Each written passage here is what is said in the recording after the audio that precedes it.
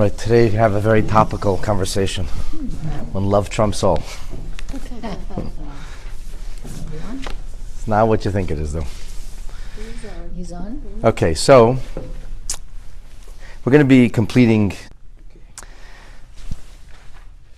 We've spent the last couple of weeks focused on the love of the soul, the inner essence of the soul. We called it Ava Mesuteres.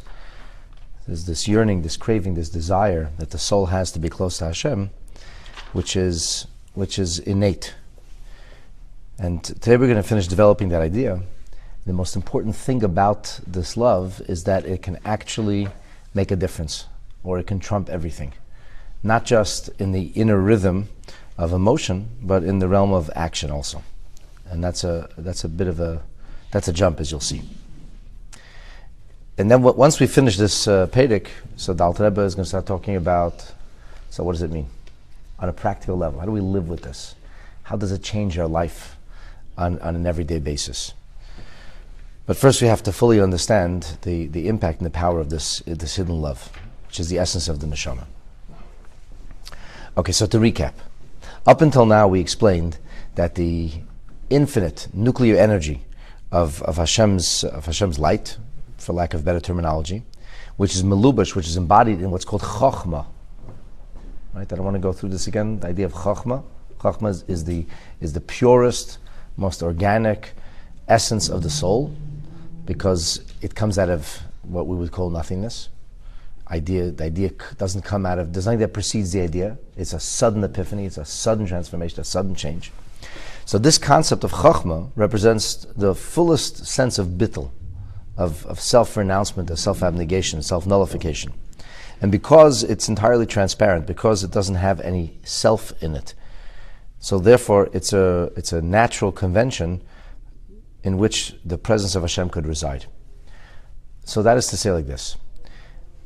The moment I have an opinion, so that's my opinion. It's not the truth necessarily, that's my truth. Because I have my bias, I have my approach. So a lot of times the conclusion is drawn before you even start thinking.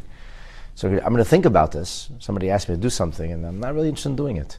So I'm going to think about it. I am going to think about it, but the way I'm thinking about it is, I don't really want to do this. So let me find rationale or reason why I'm not going to do this. I'm not really coming to an honest conclusion as to whether I do or don't want to do it.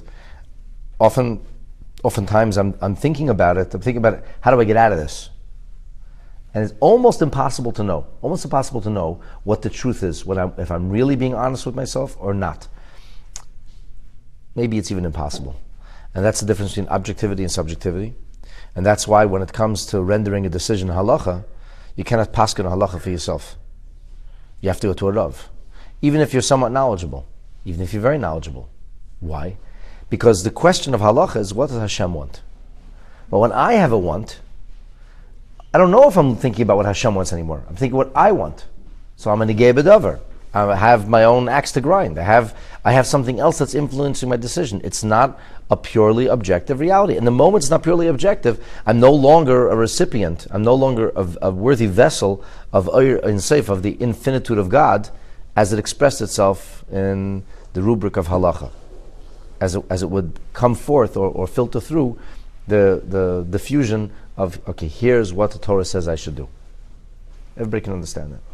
So the moment a dayan, the moment a judge in a rabbinical court feels that he has some kind of negia, he has some kind of connection to something, automatically he's not going to be able to render an honest judgment. My father once told me about a particular case that Rabbi Mendel Kaplan is dealing with, and he spoke to the legendary chassid and scholar Melech Tzvibel, alav hashalom, who just passed away a few weeks ago. And he asked him about if he would sit in a bezdin, on a particular bezdin. It was a discussion, a fraught issue, not a simple issue at all. And the Melech was a giant of a person, really a giant amongst men. So he said to my father, I have to think about it. And he called him back a few days later, and he said, so I thought about it, and I have to recuse myself. My father said, why? I think you would be very well suited for this. He said, because, and he named a particular kind of situation or circumstance that on occasion he's afforded a little bit of honor or extra dignity, And he says, as such, I don't feel that I could be objective anymore. Right? So that's a truly great person, that he recognizes a lack of objectivity. And Father told me he desperately needed somebody to deal with this, but he had to respect the Melech because he couldn't push him. He said, I cannot do it. He's an honest man. I'm not fully objective here. So when we talk about bina, when we talk about understanding something, analyzing something, there's no longer full objectivity because every one of us analyzes things in our own particular way. I want to understand something for whatever reason, but it's a very, very complicated, sophisticated thing to want to understand where somebody's really coming from. And oftentimes we ourselves have no clue of how and why we may think a certain way.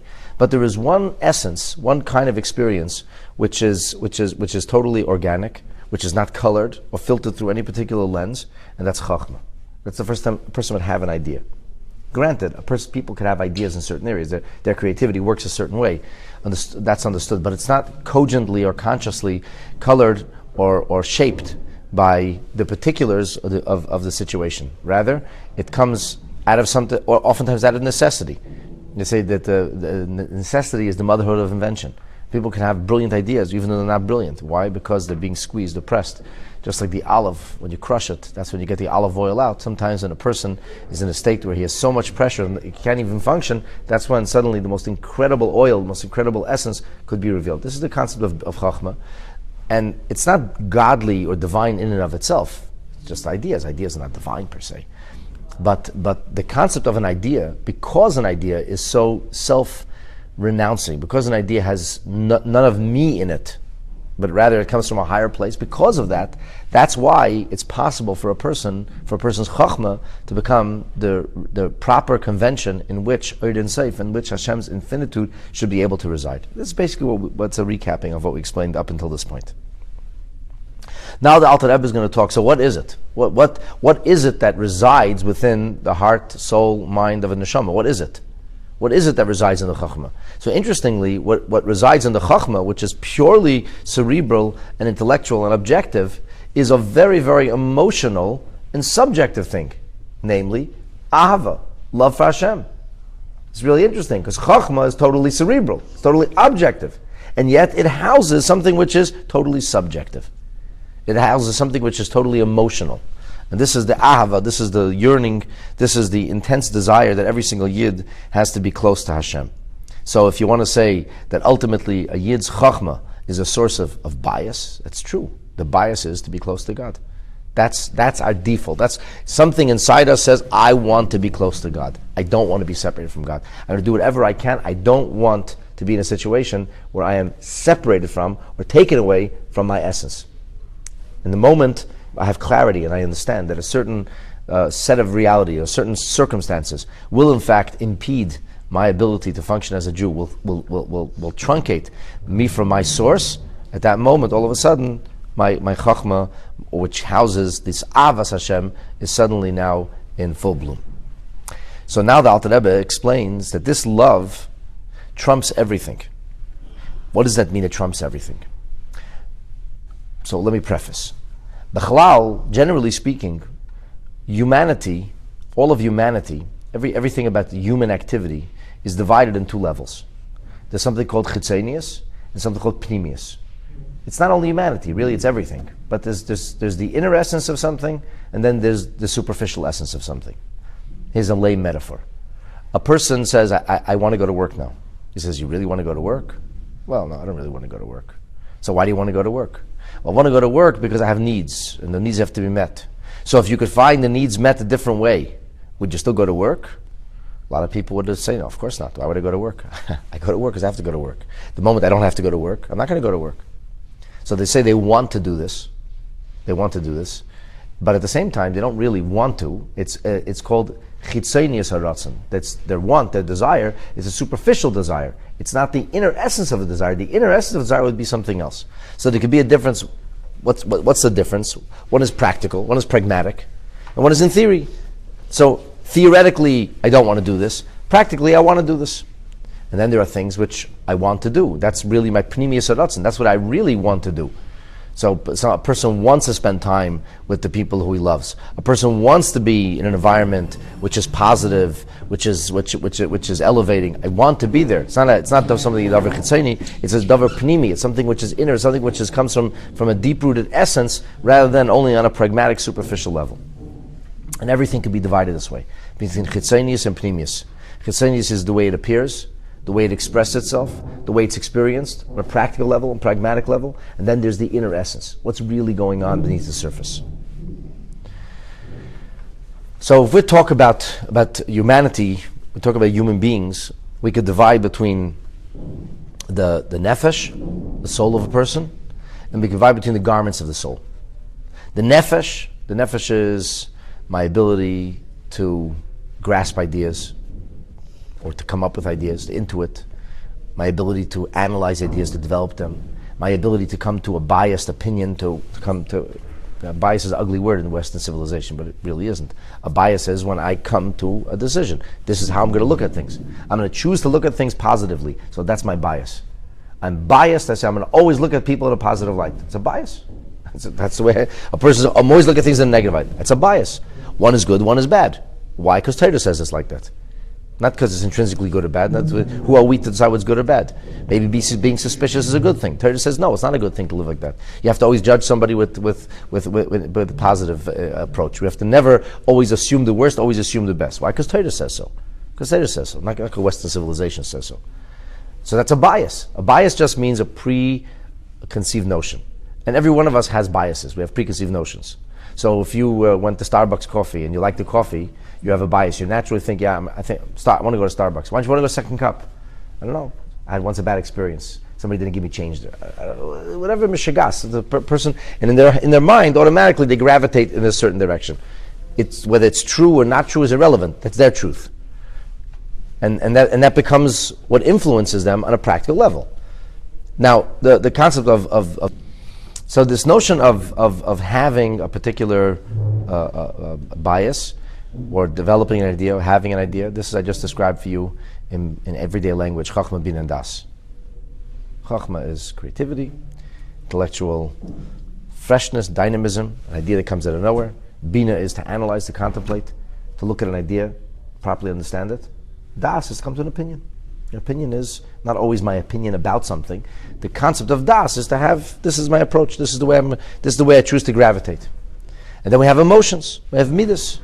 The things that I'm interested in, excited from, chesed, I want to be kind, generous, outgoing, congenial. There are things, there's an element within me which is discipline, which knows how to have courage and take a tough stand when it's necessary. It's gvura, and so on and so forth. I'm going to go through all the midas. But this is what's called the Eser Koiches HaNefesh. These are called the 10 powers of the soul.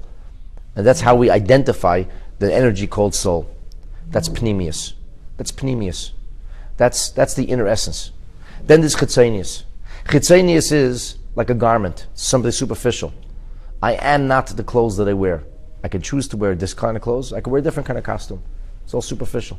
Clothes are something that can very easily be changed. So that's chitzonius, that's superficial. What's the garments of the soul? The garments of the soul are thought. The garments of the soul are communication. The garments of the soul are action.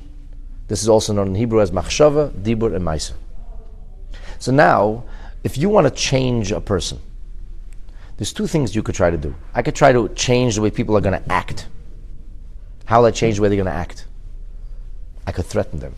If you don't act in this way, I'll beat you. I'll exile you. I'll hurt your loved ones.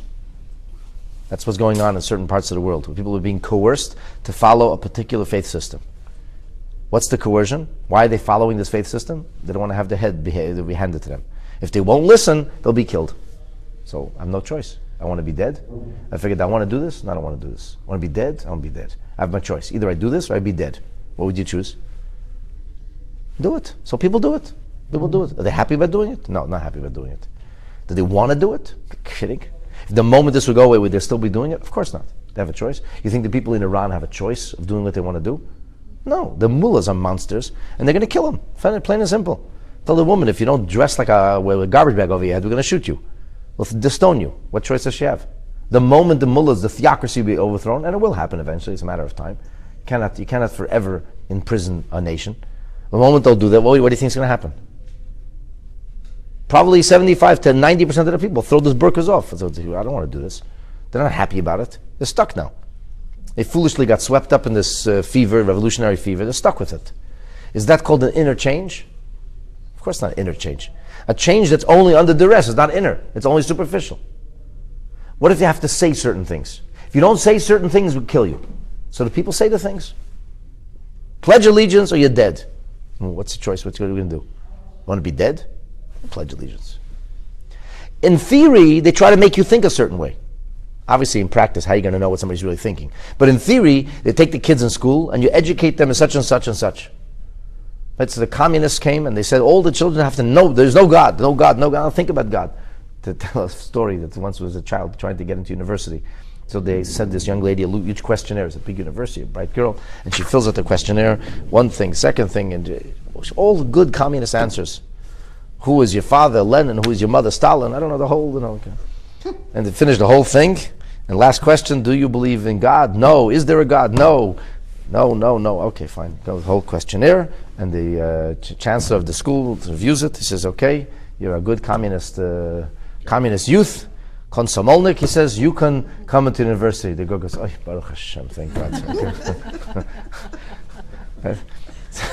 So they try to get you to say certain things, or get you to do certain things, or get you to think a certain way. But it's all chitzonius. It's all superficial. It's all superficial. Even thought is superficial. They make you think about this right now. Sometimes people are forced even to be in situations where they are forced to think about things. They're bombarded with so many messages that they're under duress, they're thinking about certain things. But it's not who they really are. So that's superficial. Then we talk about changing a person for real. What do you really love? What are you really concerned about? What do you really feel strongly about? Who are you? Who are you really? Where's your midas? How do you tend to think? How do you want to analyze something? That's a davar pnimi. That's who I really am.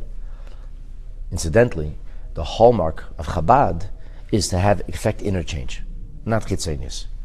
So there are two tracks in Chassidus. There's chitzonius track, where Chassidus' emphasis is superficial reality, and the belief is that if I live in a certain atmosphere, and they dress a certain way, and they eat certain foods, and they sing certain songs, and doing all these things, what's the problem? Just do this for 90 years and you'll be okay.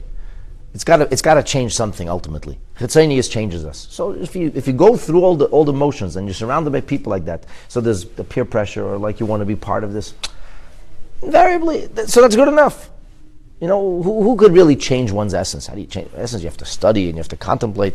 So what's time for that kind of study and contemplate? Because this puts you in a different kind of environment. It's an approach. It's called chagas. It's an approach to Chassidus. It's not the Chabad approach. The Alter Rebbe said, no. We're not just going to go through the motions, sing the songs, dance the dance, eat the kugel. It's not good enough. You want to be a Chabad Chassid? Then you have to learn Chassidus.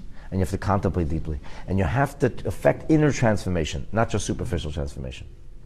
And I'm using this only as a frame, just to explain Chitzonius and Pnimius. Now here comes the big question. This Ahava Misuteris, this hidden love, this latent power of yearning and craving and desire of closeness and communion and oneness with God, does it affect Pnimius or does it affect Chitzonius also? In other words, it's who I really am. It's who I really am. But does it affect the way I think, the way I speak, and the way I act? And of course, what we learned up until now is that it doesn't matter how a person acts. It doesn't matter what a person says. It doesn't matter what a person's thinking. Deep down, that's not who you really are.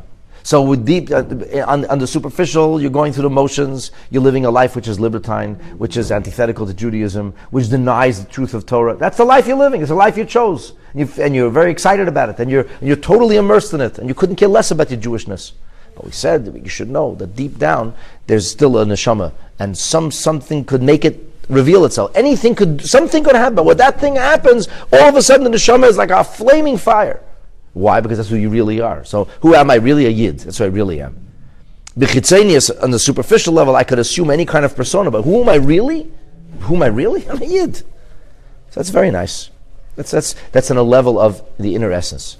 So, but does that latent potential necessarily change my life in the real world? Not in virtual reality, in actuality. Understand the question? It's a very profound question. It's a very real question. Is this an inner essence, or is it something that becomes part of who I am in a day-to-day manner. Says the Alter Rebbe, V'hine, Eid Seif Baruch Hu, this Eid Seif, this infinitude of God, Hamalubish b'chochma shebenefesh, which embodies itself in the chochma, in the wisdom, euphemism, as we explained, of the nefesh, Gadol v'atzum koichai. Its power is so great. Kol kach, legaresh v'litches hasitra achra, it is capable of banishing the other side, the dark side, the klipa, which is the source of everything unholy and ungodly and ungood, that it cannot touch a yid even in his garments. Say machshava dibru ma'isa, that is the idea, the notion of thought, speech, and deed. Shalamunas Hashem echad. In other words, Alter Rebbe says, you should know that this powerful love, this latent sense of connectivity, this sense of oneness with Hashem, you should know that it's so real, it's so powerful, it trumps everything. It will necessarily influence the way you speak, the way you act, even the way you think.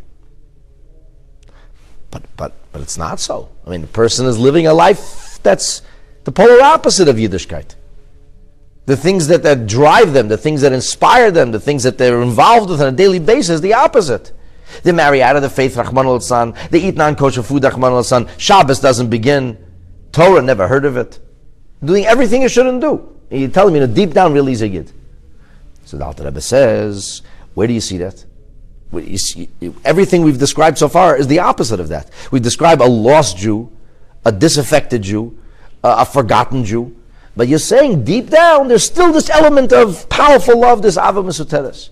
How does it affect Chitzonius? In other words, like this. We always are concerned. We say, Chitzonius is a big deal. That's all superficial. We want to make an interchange. That's the real achievement. You should become a different person. So that even when the circumstances change and there's no duress, nothing's forcing you to do this, you don't have to do it to please somebody. You're still doing it because it's who you really are. It's an interchange. So that's much harder. And that's much more profound. And that's lasting. It's not because it doesn't matter. The weather changes. Things don't think. The inner essence, you remain who you are. But now I have the opposite kind of question. That's all within the rubric of hard work, of efforts, of toil. I'm trying to do something. This avodah matzmai. I'm trying to change myself. But what happens when we talk about the latent potential, which obviously that comes from within? Think of like these circles. So the quiddity, the core essence of that's the pintaliyad. Okay, all the circles, all the outer rungs, the outer layers, the deepest essence of consciousness, who I really am, that's my neshama.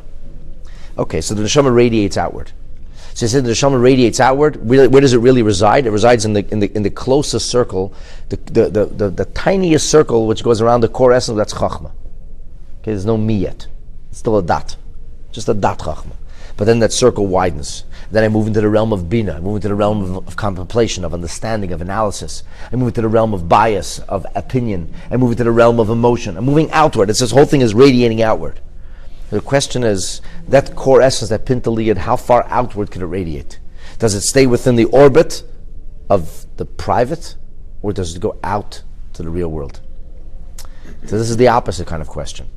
When we talk about tackling the reality, change the person, obviously we start from the outside.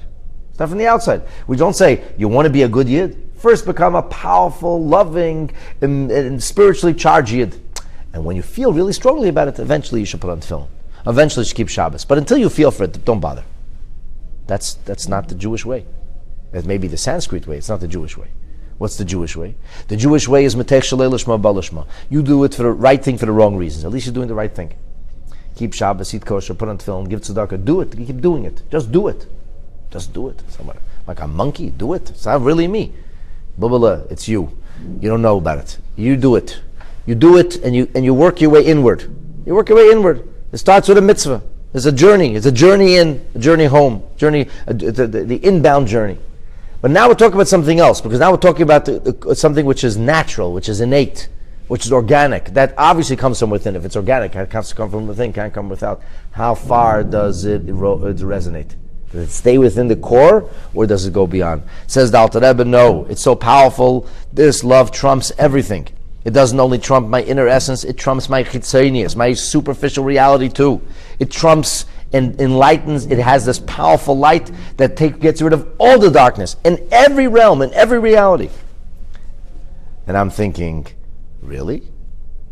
But that doesn't fit with the paradigm you just said. Because in the paradigm, the person is doing all the wrong things, and yet we say the nuclear essence is a powerful neshama.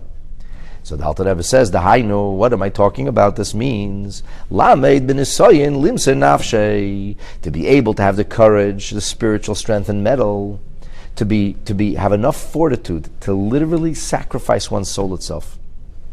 Afilu shalei laseis rak eze maisa. Even if it's just a question of doing something superficial avad, which is neged emunas Hashem, which contrasts and contravenes the faith in Hashem. Kigoyin, for example, to prostrate oneself. It's a physical posture, to assume a physical posture of devotion to an idol, devotion to something which is antithetical to the oneness of God.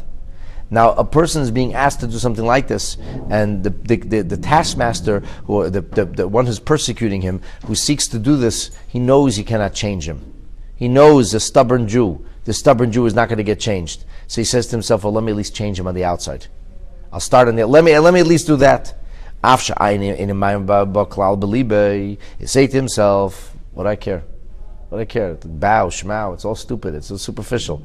I got to stay alive. I want to keep my head on my shoulders. So they want to do this, fine. It's a game. It's a charade. You play a game if you want. But the Yid says, no, I'm not playing that game. I said, what are you talking about? This is going to hurt you. This is going to be painful. This is not going to go by without consequences. And the Yid says, no. What should I do? I'm not prepared. So you ask what happened over here. And I understand that this is your core essence. I understand that this is who you are deep down. But you could defy those inner beliefs. It's only chitzonius after all. It's just superficial. It's a posture. Superficial bowing. Bow and get it over with. Who cares? Go through the motions. Or shaloi l'daber toya chas v'shalom al achdos Hashem. Denounce God. Denounce you are a Jew. What's the big deal? It's just verbiage. Say whatever you want. That's what you want me to say. I'll say whatever you want. Afshem pivuli v'shavli. He says, my heart's not in it. My heart's not in it. It's just my mouth. It's just superficial clacking of my lips. This movement. It doesn't mean anything. He says, deep down who I am. You want to know who I really am? His says, my faith is intact. I'm a Jew at heart. And this is the crazy thing. When you come to him and say, come to shul, learn Torah, do mitzvahs, he says, I'm a Jew in my heart. Jew at heart, Rabbi. Don't bother me. Jew at heart. Believe me, it's in my heart. If I could get $1 every time I heard somebody say that, I would be a millionaire already, probably. It's in my heart. Rabbi, it's okay. Thank you. I understand you. Don't worry. Le'idach, when it comes to a situation, very sharp contrast, where somebody would be forced, the gun would be raised, the knife is raised on your neck and say, you denounce your Judaism, and the same Jew who said, I'm a Jew in my heart, says, I don't care, do whatever you want to me. You're never going to get me to say this. You're never going to get me to act it out. So why? You're a Jew at heart. I don't care. I'm not doing it. This is not a theory. These are facts. There's a famous story in the Holocaust years of a guy named Henry something. I forget his name. This is like a documented thing. He was in his 80s. His 80s. A secular German Jew.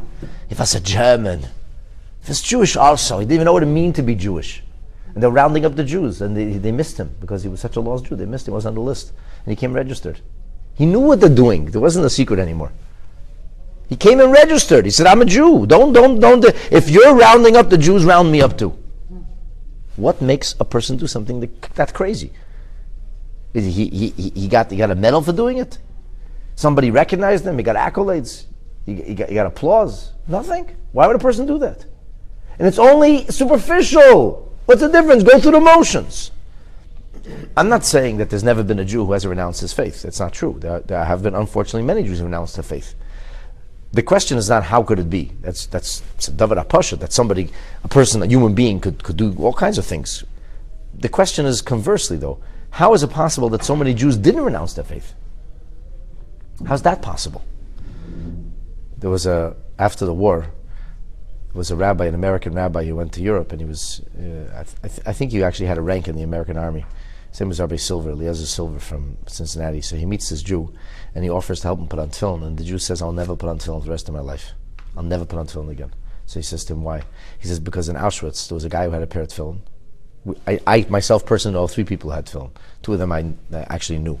One of them I know is alive. One I recently passed. So there was a number of pairs of tefillin. And he says this guy used to take people's rations. If you wanted the privilege to put on tefillin, you take half the ration. He says, we got like a piece of margarine, nothing. This guy he would take people's food, and people would give him their food to put on tefillin. I'll never do it again, he says. The disgusting nature of this religious person. So Rabbi Silver said to him, why do you look at the one bad apple who robbed people of their rations? Why don't you look at the hundreds of people who were willing to give away half their ration in order to put on tefillin? There are bad apples, no question. There are bad apples. We the Jews are not a perfect people. At least maybe in theory we are, but not in practice. And there's a lot of very, very bad people who are Jewish. Jews doing very bad things, and many Jews who have abandoned everything, abandoned their faith altogether. We're not talking about that. We're talking about the fact that there could be a situation of Mesiras Nefesh where a Jew who is totally disconnected and disaffected will risk everything, including their life, in order not to superficially act out in posture or in speech something which they perceive to be antithetical to God. But wouldn't this make us good, despite... Yeah, this makes us very good. I said the fact is that unfortunately it doesn't always work. We know that it doesn't always work. Okay, we're not going to deny that. It doesn't always work. But the fact that it works oftentimes, even maybe most of the time, what does that say to us? It says the power of the neshama, the love of God that the neshama feels, is not just an intrinsic, essential, cloud 9 theoretical reality. It affects the concrete, tangible world. It doesn't only affect the pneumius, it affects the chitzonius. It doesn't only affect the core essence, it radiates outward, even into the realm of action, where Jews says, I will not do that. I will not say that. Think of Daniel Pearl. What's his last words? My father's Jewish, my mother's Jewish, I am a Jew, something like that. Daniel Pearl was not an observant Jew. He married a non-Jewish woman. He was not going to have Jewish children. He was very, very far from Yiddishkeit. Don't fool yourself. But when that moment came, it was not even a question. It was not a question. The mayor of New York City, the former mayor, Ed Koch, was no big tzaddik. I don't want to speak as a but he was not an observant Jew. Outwardly, he's not outwardly observant. If you read his book, it's not filled with love for Torah mitzvahs. And yet, he left it in his will that in his tombstone should say the last words of Daniel Pearl. Incredibly, he died in the same day, several years later. He died the day he was beheaded, yeah. That was what Testament should say in his tombstone. My mother is a Jew, my father is a Jew, I am a Jew. I will die a Jew. I don't remember the right? That's what you call a pintel yid. And that pintel yid did not express itself in a regular way. When he was governing the city of New York, that was not what guided him. When he was a radio show host, a syndicated show host, after that was not necessarily what guided him. But in the moment of truth, when everything was laid bare, that was his core essence. Not in theory, but in practice. That was not just he was Jew in his heart, he was Jew in practice. In other words, this is the meaning of a neshama. Alter Rebbe says, you should know that this love trumps everything. And because it trumps all, because this love is so powerful that it trumps all, Alter Rebbe says this leads us into a very interesting place. As a result of this, when we have this concept that a Yid refuses to speak, so to speak, badly about Hashem, he's not going to abandon Hashem. So v'zen nikra, this is called dechilu hanichlal b'rechimu. These are 2 Aramaic words, very important words, if you want to learn Chassidus. Dechilu is the concept of fear, reverence, awe. Gvura, it's fear of God. Fear is a very, very bad word. A bad translation, actually. Yira is not fear. Fear means the guy is pointing a gun at you. But Yira means a sense of awe, a sense of wonderment, a sense of being overwhelmed by the magnitude, the grandeur of something. Like a person could meet their hero, whoever it is. A kid meets his sports hero. An academic meets this world-famous professor. A chassid meets his Rebbe, lahavdil. And he's can't even open his mouth. He's in awe. He's starstruck. That means fear. What are you afraid of? Smack you? Is it hit you? Do something to you? It's a much greater fear. It's a sense of inner shame. It's a sense of worthlessness. A sense you're standing in front of somebody so much greater that it eclipses you entirely. So this is the concept then of awe. It's fear, reverence for Hashem, right? Yiras Shamayim. But we never talked about that. We never talked about awe. We never talked about reverence. We never talked about fear. We talked about ahava. We talked about love. Love is a positive emotion. We said that a Yid has a love for Hashem. The question is, this love, what about the idea of Yira? What about the idea of fear, reverence? Says the Alter Rebbe an amazing thing, that even though we don't talk about Yira Mesuteres, even though we talk about awe or fear, we don't talk about the negativity, but ultimately, within that love is the concept of awe, reverence, and fear too. Simply stated, if you love somebody very much, you may become a worrywart. The worrywart is so worried. Why are you so worried for? You love, it's positive. Well, because you're a mother who loves. Because you're a mother who loves, that's why you're worried. That's why I'm afraid something will happen to my child. Or you love somebody very much, and as a result of that, there's a fear of something negative. But it's not the emphasis on negative, the emphasis is positive. Yesterday somebody spoke at the Shal Shudas, and they talked about having a grandparent who you could love so much, because she could be like on an everyday level, even get like a sense of wonderment as how it was described. So the flip side of that is the incredible pain at losing somebody like that. So if there's no love, then there's no pain, right? The pain only comes because of, so I didn't ask for the pain. I don't want to have pain. I only want to have good things. Well, but everything has heads and tails. There's always the underbelly of something. So the underbelly of love is a sense of awe. And therefore, when we have this big question, this is the unspoken question. Until now, the Alter Rebbe spoke only about love. But we know when it comes to Avas Hashem, there has to also be Yiras Hashem. It's not enough to have only love of Hashem, you also have to have all reverence, fear of Hashem. And the Zohar metaphorizes it as two wings. You can't fly with one wing. So how could the neshama lift off and ascend if the neshama only has one wing? The answer is got two wings. Question, where's the other wing? Answer, in the sweep of love is the idea of awe. Not hate, because hate's a positive thing. We Jews don't hate, but we are afraid of things. We loathe certain things. Loathsomeness comes from love. If you loathe a terrorist, a Nazi, if you loathe a fascist who wants to kill you, wants to harm your people, you loathe them, you don't hate them. We don't believe in hate. Other systems, other groups believe in hate. Hate means they don't really love anything. They hate. Fascism is hate, it's not love. Fascism is when you hate bad things. Love means when you love that which is good. Because you love that which is good, you loathe something which threatens that which is good. It's a very big difference. What's the difference? The question is, what's the primary thrust? What do you pulsate with? Do you pulsate with love or pulsate with hate? In certain faith system, they pulsate with hate. And the hate they pulsate with automatically, so if I hate that, I must love this. But then the love comes in the toe of hate, so it's all colored by hate. For us, we love. And our love of Hashem, and our love of Yiddishkeit, and our love of Am Yisrael, and our love of Eretz Yisrael, and of all things Jewish, is so powerful that it brings within us a loathsomeness. We cannot stand something which will hurt or stand in the way of it. So this is the idea that the Ava Hativis Shebenefesh Alikis, that the organic, innate, natural love of the godly soul, Shebechlalos Yisrael, which is found in the plurality of the nation of Israel, She'achefzo Uretzeino Betiva, that its desire, its will by nature, is lidovik b'sharsha, is to cleave onto its source, or mekaira, to go into its root in its source, which is Eid and Seif Baruch Hu, shemepnei ahava zu, precisely because of this love, v'ratzon zeh, because of this will, precisely because of this, hiyereya u'mefachedes, it is fearful, frightened, betiva by its nature, min goya, biktsei tumas avodah zara, chas v'shalom, to touch even the superficial rung, the outer orbit of idolatry, of denial of God, of severing yourself from your Jewishness, even if it's just going to be something superficial. She neged emunas Hashem echad. He's like, I believe in Hashem echad. I don't believe in gods, godheads. I don't believe in any of this. I believe in Hashem echad, one God. And my belief is so powerful, I don't even want to touch something which is going to get in the way of that. That I'm afraid of that. I'm afraid of losing my relationship. I'm afraid of damaging my relationship. I don't want to be outside of the orbit of the Jewish people. I need to remain tethered, connected. And because that's the case, Nothing is going to be able to stand in my way.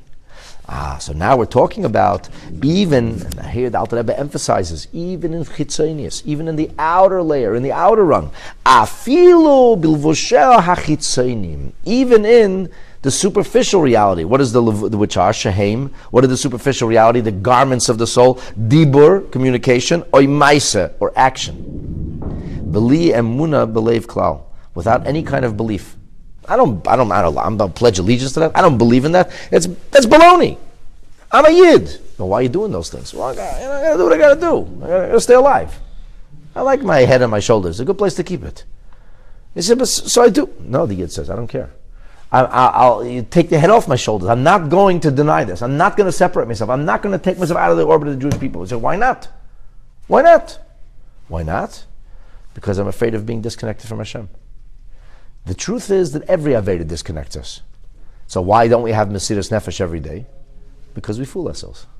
Because we convince ourselves, it doesn't matter what I eat. I think God cares about things like that. We use all kinds of silly arguments, or faulty arguments, or arguments which are brilliant, but they're just not true. How do we know it's not true? Because Torah says it's otherwise. So no argument in the world is going to change the true reality of Torah. And we use all these arguments to tell ourselves that it's not, and let's not get carried away. It doesn't really make a difference. I'm a Jew in my heart, I'm still the same Jew. But the moment we have the perception, it's all our perceptions. Our reality is our perception. When we have a perception that's going to take us away, when we think it's going to disconnect us from that I can talk about. It's not negotiable. Even the chitzonius. So what have we come away with today? We've come away with today a very important concept. That the inner track, the inner essence, the core essence, the nuclear reality of the neshama does not just radiate in the inner rung, in the inner rungs, the inner rings, the inner orbit, but actually it transcends even the external reality. Even the reality of garments of the soul. That's number one. Number two, what we've learned now is the place of negative energy within the natural cleaving to Hashem. That this natural bond to Hashem, this ava mesuteres, also contains within it yirah. We've identified for the first time the negative underbelly of ava, which is negative sounds bad, but it's good. You should be negative towards things which are negative. So plus and minus, you need to have both. But what fuels it is avas Hashem. That's why we talk about ava. But don't talk about yirah mesuteres. Talk about ava mesuteres, because the yirah is fueled by love. I once had to sit in a symposium. It was going to be about hate, Judaism and hate. So I spoke to a certain older colleague who's a very well-known speaker and presenter. I said, do Jews hate? I happened to be in New York. I bumped into him. He said, of course Jews hate. What do you mean? Tachlis sinas anesim. You have to hate evil. Of course we hate evil. Of course we hate. All right. So that's something kind of funny to me. So I happened, an hour later, I bumped into the Rebbe's Chayzer, the senior expert on Chabad philosophy, Rabbi Mendel Kaplan. So I said, Rabbi, can I ask you something? I have to sit in this symposium in a few days, and I'm happy to be here. There's a Jew, I have to talk about hate. So he looked at me, he said, Feind. He says, hate, a Jew has no connection to hate. I said, but such and such a guy told me. He says, it's baloney, it's ridiculous, he says. And he, in his inimitable way, in about 2.5 minutes, he just clarified everything for me. This is the basic point. He gave me this clarity, which has changed my perspective. He said, a Jew loves, a Jew doesn't hate. I said, tachlis sinas nation, there's a loathsomeness. Okay, that's superficial. That's superficial. That's the other side of it. What fuels us, what motivates us, we are the people who love. Obviously, if you love, you're going to, in English, hate the terrorist, hate the Nazi, hate the bad, hate the evil. Of course you're going to hate those, but it's not because we don't hate. It's not something we actively do. We actively love. The result of active love could be the negative energy, the gevura, the anxiety, the worry, the concern, the loathsomeness, the readiness to take all kinds of affirmative action. But that's not who we really are. And now we understand how ava mesuteres, how hidden love includes within it the idea of yirah as well.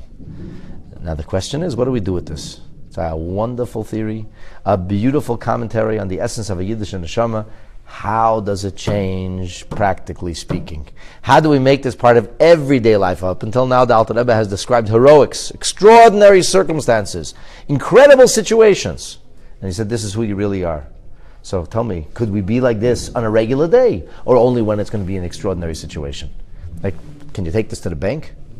What do we do with it? Is it real on a regular Monday? And that's how the Alter Rebbe will continue, Meretz Hashem, when we begin the 20th chapter of Sefer Tanya. Rabbi came in with the biggest question this morning, and the Alter Rebbe just completely answered that. I mean, I just, especially with Holocaust Week and seeing the images and just everything that's going on in the world, there was just this hate. And how do I harness this hate? Like, it's not a Yid's way. And this just, wow. Right. So if we only focus on Holocaust education and bad things and horrible things, we become punctuated by loathsomeness, by anger, by hate. So what should we focus on? What should we focus on? How should we? Yiddishkeit. Not the empty love. You have to learn Torah, and you have to have Avas Hashem. And when a Yid, then that becomes the thing that fuels us. So then, the truth is that without Yiddishkeit, just being angry about the fact that Jewish people were victimized and brutalized and murdered, it doesn't cut it. And listening to Holocaust survivors and saying, "I don't hate." I'm like, how do you do that? Right, but so the answer is it has to be something which is done, but poel mamash in a positive sense. All right, we gotta hit the button and go on to daven.